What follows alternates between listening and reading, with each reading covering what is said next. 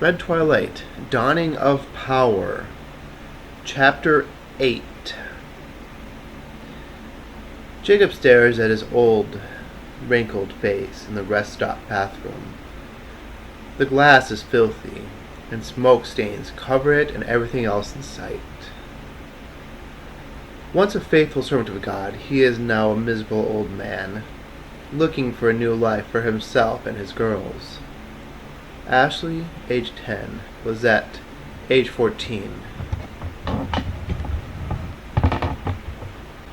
Jacob took what little money his church was willing to give him upon retirement and used it to purchase a station wagon. It was about 20 years old and looked like it might shake to pieces at any moment. But the price was right. Jacob washes his face and tries to shake off his disgust at the putrid scent of the liquid waste splattered upon the stone floor. They've been driving for several days. They left Oregon on Friday and haven't seen a proper bed or clean bath since. The last road sign read, Old Silent Hill, 20 miles, Bryan County, 30 miles, Nauvoo, 35 miles.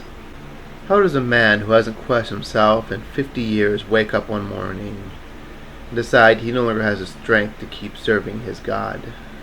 Jacob asked himself. No sense in waiting around here any longer. The sooner we reach Maine, the better. With heavy feet and a tired heart, Jacob makes his way back to the car, shaking his hands dry on the way. He sighs heavily, knowing he has no real destination or direction. As a boy, he had always walked into the sunset like a great Western hero. Now, as a man with no family left aside from his children, he's retracing his steps one last time in hopes of a new beginning. His children patiently wait for him. Ashley smiles as she awakens in the back seat. Where are we? She asks. We're still a long way from home, he answers as he hits the roof of the car with one hand, mustering up a small amount of enthusiasm. Only an hour after getting back on the road, the car starts to make a strange sound. It's an odd round of clicks and clanks. Shortly after that, the car coasts to a stop. The engine revs as if it wants to run, but the wheels just won't rotate. Lizette looks at her father from the passenger seat. Why are we stopped? She asked, a hard look of confusion on her face.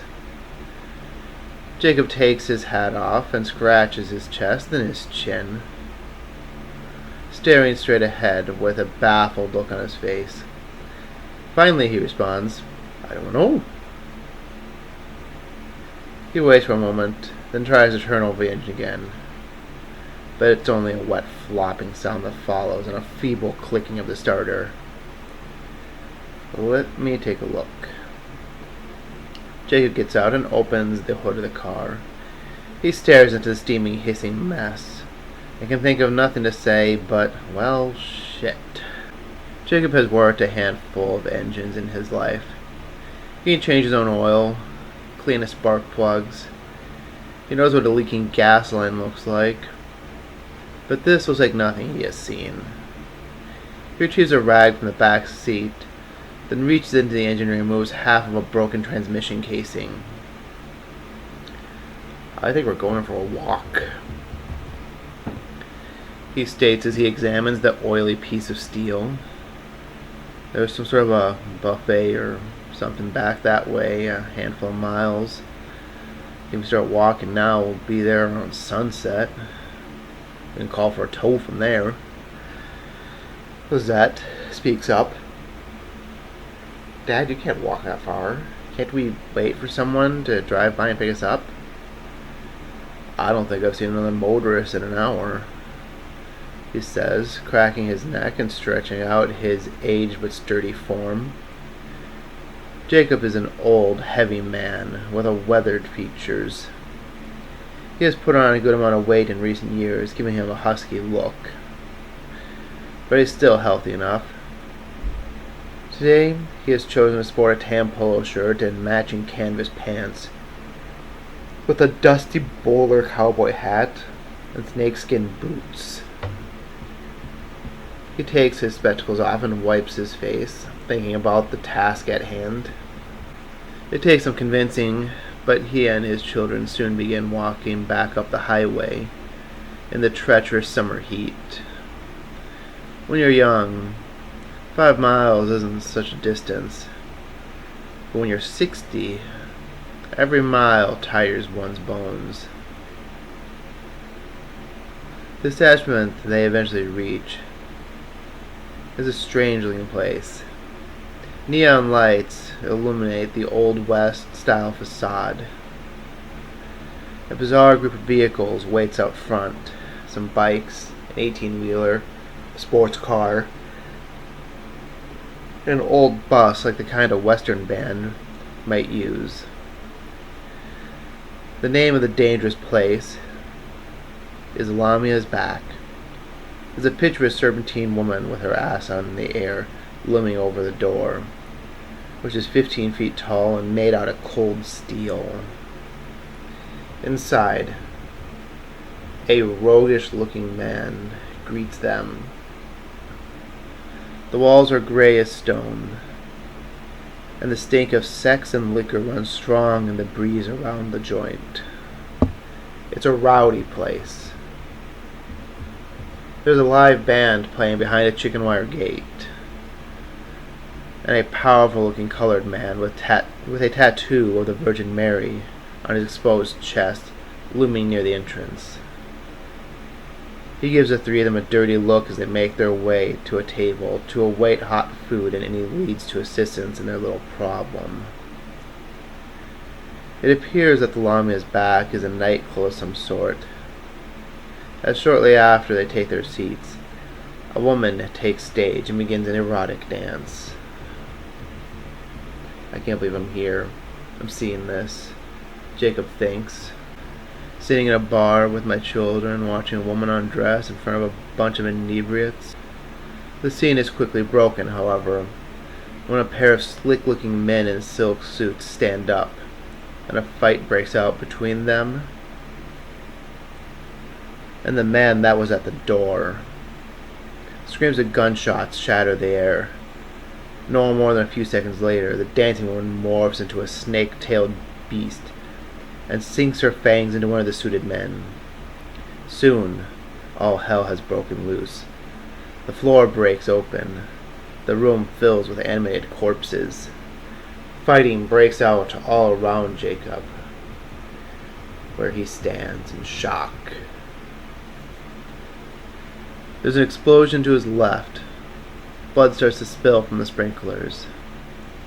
There's a scream from one of Jacob's girls as a hissing barking comes from his right, followed by the sound of twisting metal. Jacob spins to catch a glimpse of two of the monsters carrying away his children. The first, an abomination, is a fly man, hunched over, with elongated traits and oiled skin.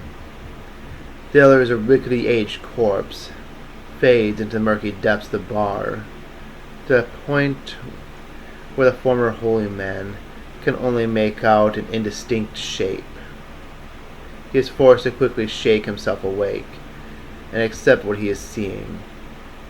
He rips a leg from his chair and begins struggling with the armies of the damned.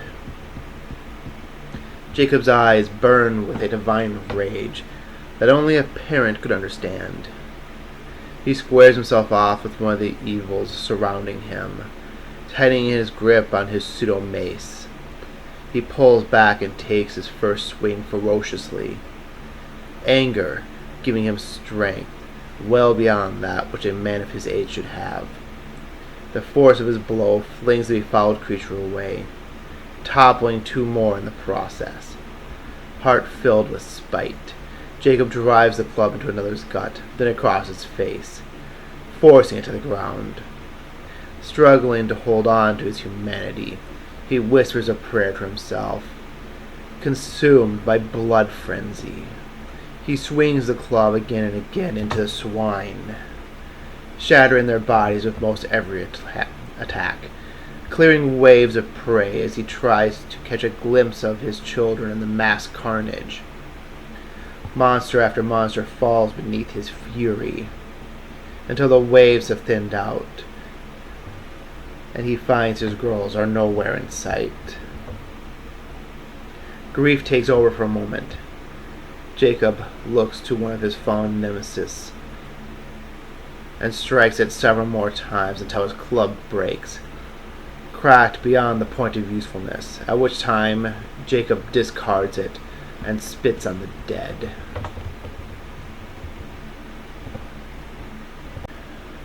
"Larry," Snake yells, "I need you." As Snake kicks the serpent woman's body off of Larry, one of the undead monsters leaps at him. Snake crosses his arms to catch it against his chest, then places his gun under its chin and blows a hole through it. He pushes the limp body off himself. Then he shoots the next nearest one a number of times. Snake reloads his gun, and then pistol whips another attacker away. He swoops down and grabs Larry's revolver, then begins pissing lead around the battlefield, firing round after round in a blinding rage. Snake is filled with fire. He demonstrates skill and focus beyond that which would be expected from a drunk ruffian. 3 shots in the first drops, 2 more in the next, an entire clip in a third. With no need for conservation, Snake hovers over Larry, passionately protecting his brother. He mercilessly shoots every rotting corpse to come within 6 feet of them, until he runs out of ammunition, and is forced to pick up a chair and break it over the next skull. 2 bits of broken chair left in his fist like Hanbo.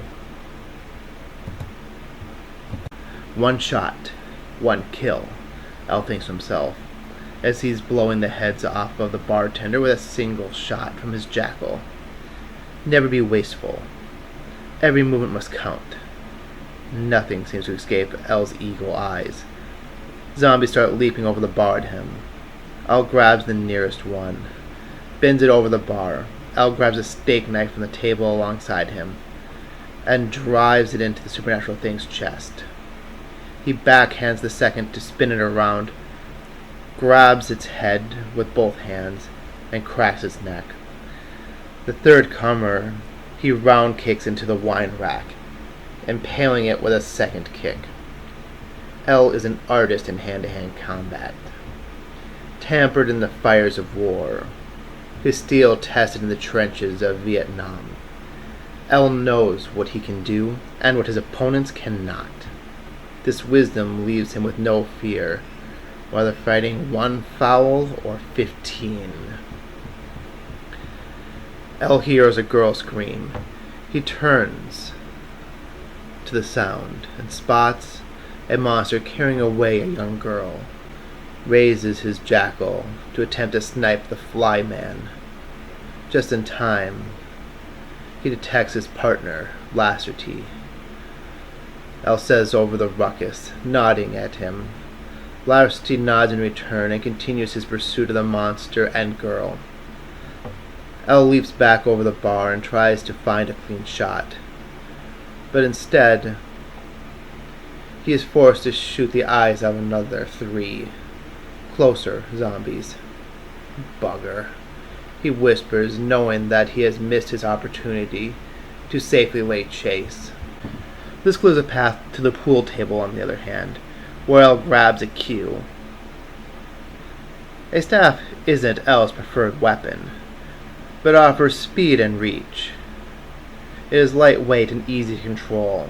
As room to jump and dodge becomes limited, a more maneuverable tool can provide an edge.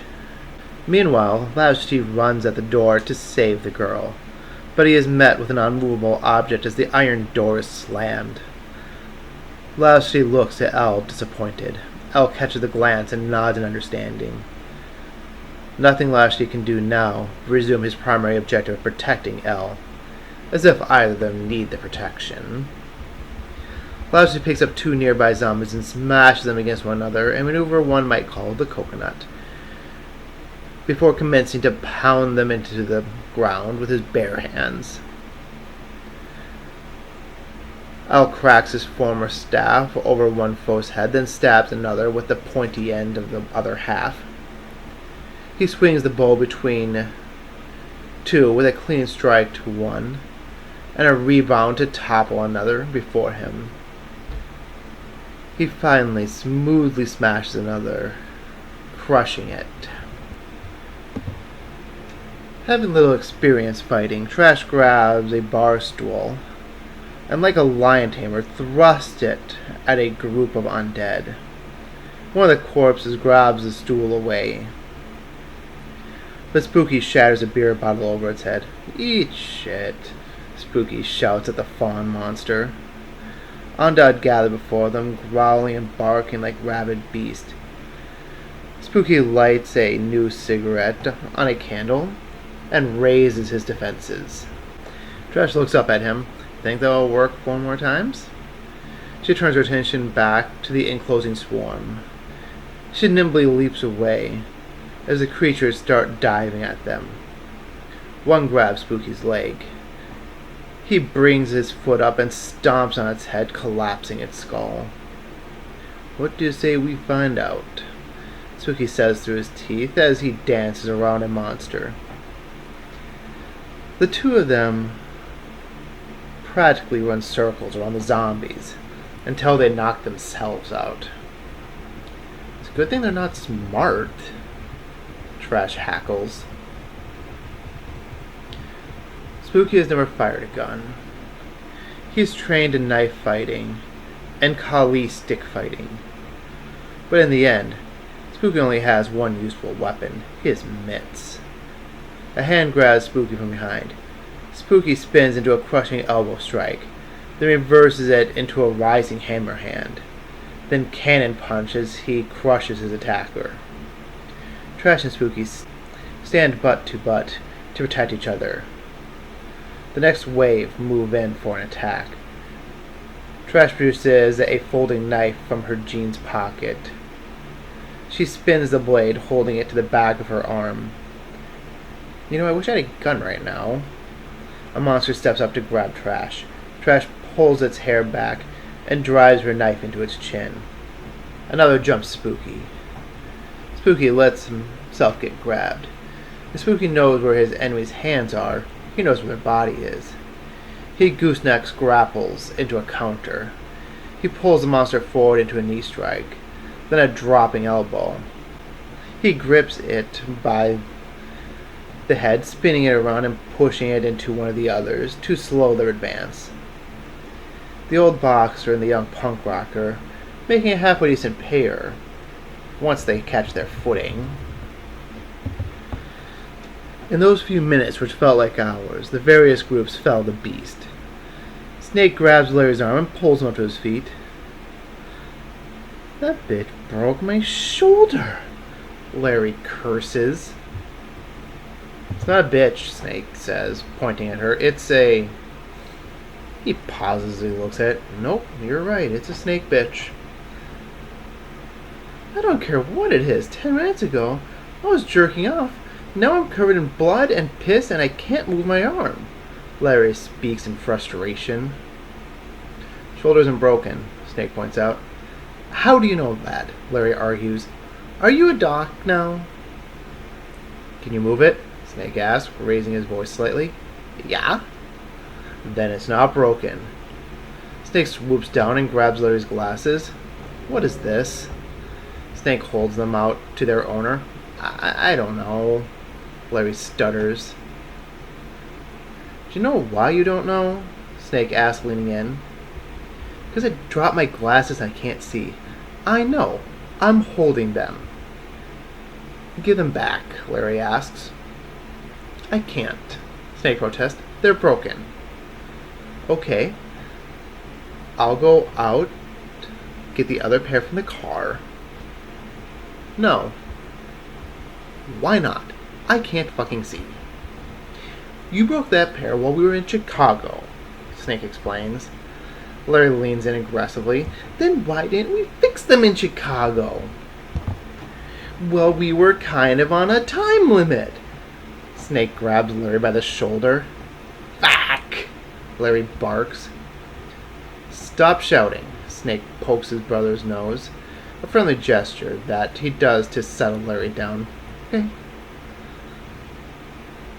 Larry says, relenting. I'll go get something to bandage that shoulder up. Snake lets go of him. Take off your coat. Larry nods, taking his coat off and unbuttoning his shirt. He rubs his arm and notices that it's swollen and bleeding, a yellow-green color, like a burn sometimes would. Trash and Spooky join up with Ellen Lasty. What the fuck just happened? Trash asked, jumping up and down, scared and excited. Spooky shook his head. Those things sure ain't human. Where are Pistol and the others? Trash orders. Quiet. Elle looks around, noticing that something's not quite right. Other than the obvious. Elle and Lassie have both seen war. They've both seen fighting. They've both seen death. But this stillness, this silence, this lack of blood on the ground, hints at something freshly dead, but doesn't look like that. Elle kneels down to examine one closer. He stares calmly. I think they're playing possum on us. Jacob walks towards Snake and Larry. He asks, is that man hurt?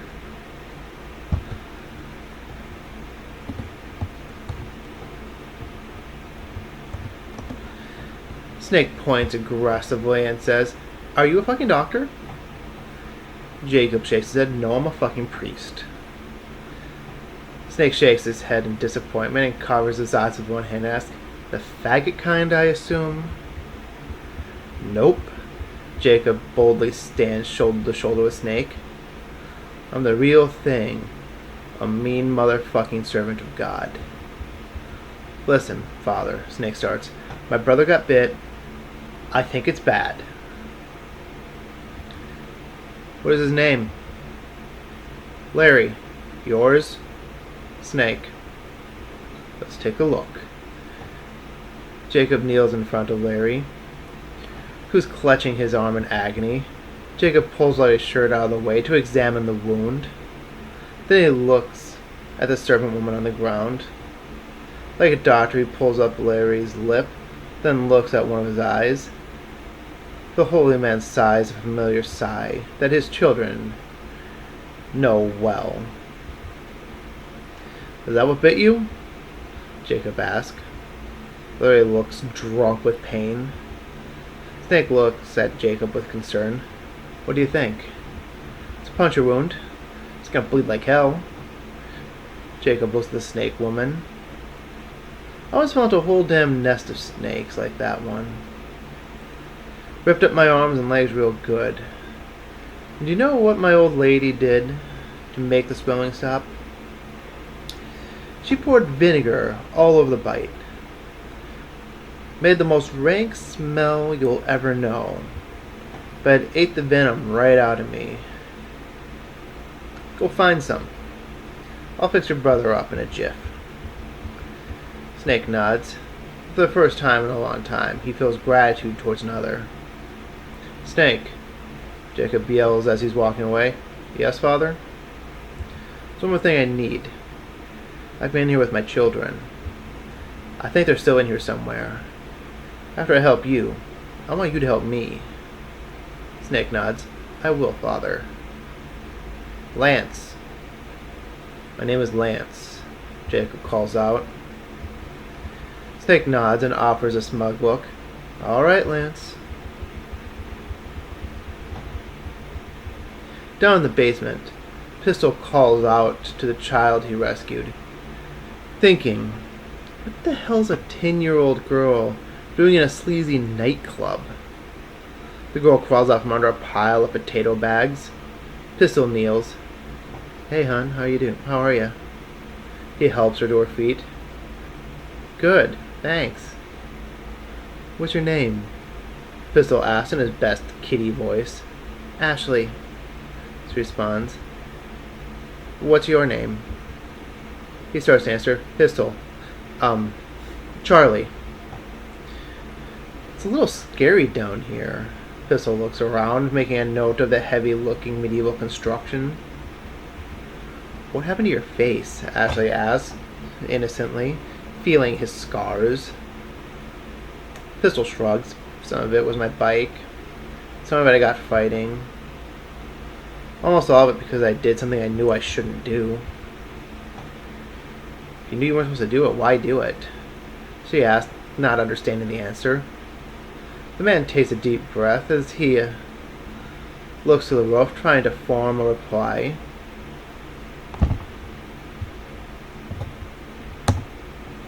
Guess I wanted to know what happens. Maybe I thought it'd be fun. Pistol stands. He begins pacing about. The room is 2 times the size of the upstairs. A dozen doors, and many candle stands around them. There must be 100 unopened boxes piled up as well. Charlie? Ashley pats his back. The man upstairs called you Belmont. Did you know him? Pistol thinks back to something his grandfather had told him. No, he begins, but he knew me. How? It's a bit of a story, but here goes, Pistol says. My family's a bunch of Turks, former knights in the Ottoman Empire, somewhere around the 4th century. Belmont led a platoon called the Dracul, mostly knights under control of the church, alongside a man named Matthias Cleaver. At that time in history, Turkey was this buffer zone, basically being passed between the kings of Europe. The Turks got, pissed off and asked the Dracul to protect them under the auspices of her Holy Mother Church. But as history tells, the church is paranoid and greedy, so instead of watching the borders, we began hunting the enemies of Christ, like the paladins before us. My ancestors were pretty good at it. On one unforgiving hunt, Belmont returned home to find his sister missing. He went to Matthias for guidance. Matthias sent him on a witch hunt. One hag had named Matthias as a member of her covenant. With great haste, Belmont searched out the Dracul for confirmation of this. The devil himself seems to have infiltrated their ranks. Matthias admitted he was a practitioner of the black arts, then returned Belmont's hexed sister to him. Matthias had signed a declaration of war on God for killing his wife. Belmont, it was told to me, had hexed himself after his betrayal, and with an angel and a demon as his witness, announced that he and all of his seed would be cursed to hunt the night against endless beasts that shall know his name until the last befouled Dracul burns in the abyss. The angel handed him a whip. Pistol passed the whip on his hip, saying, "This will be your blessing," while the demon took his hand and said, "This will be your curse." Finally, Pistol stops, finishing his story. "Is Matthias still around?" Ashley asks. "If he is, he must be the most powerful undead around by now." That's not a particularly nice story to tell a little boy. Pistol thinks for a moment. I think I was 25 before my grandfather told me that. Even then, I figured it was malarkey. Up top, Trash is walking from side to side, frustrated, rambling on and on about the missing bikers.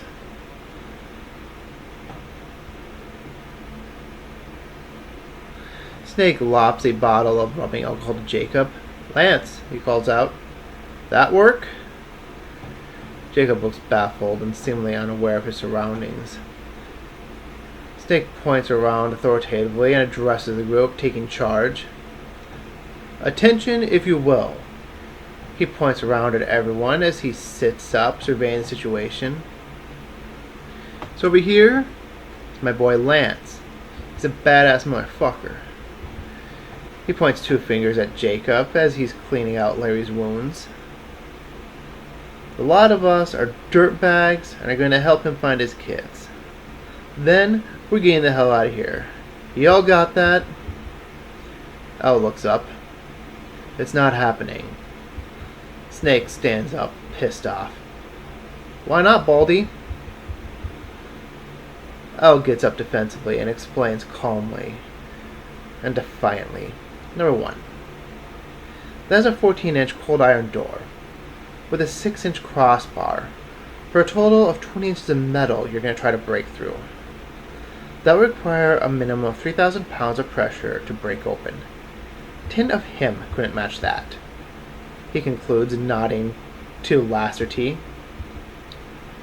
"Then we can punch out the walls," Snake commands. "Not likely," L continues. "The cubical volume of this room is 15% less than the circumference, meaning that the walls are 36 inches deep, and the building has a granite exterior wall." "So what?" Snake asks ignorantly. "That means that we couldn't crack this even with dynamite," Al elaborates. Larry laughs. "Ooh, burned." "Second," Al goes on. "I don't think I heard you say please." "Ooh, burned again. You are the insult master," Larry calls out playfully. Snake looks at him. "Are you calling me stupid?" Al confronts Snake. "Open your ears. That is not the statement I made, is it?" He walks back over to the monster he'd been kneeling over. "Third," he says as the beast howls, and the rest of the undead creatures in the place come back to life. "They likely won't let us if we could." Al looks down at the beast on the floor, reaching for him. "Welcome back," he says, driving his fist into his mouth, shattering its nose and jaw. Tresh screams as the group circle the wagons, moving to stand around one another defensively. "Snake?" Larry utters, sounding upset. "Where's my gun?" The monsters start to loom over the group. "I don't think it's gonna matter." "Why?" "We're out of ammo." Spooky yells. "Fuck this shit. Backstage, y'all." The black man leads the way behind the stage and into the storage closets. Elle and Lashley cover the way, slinging monsters left and right consecutively before barricading themselves in.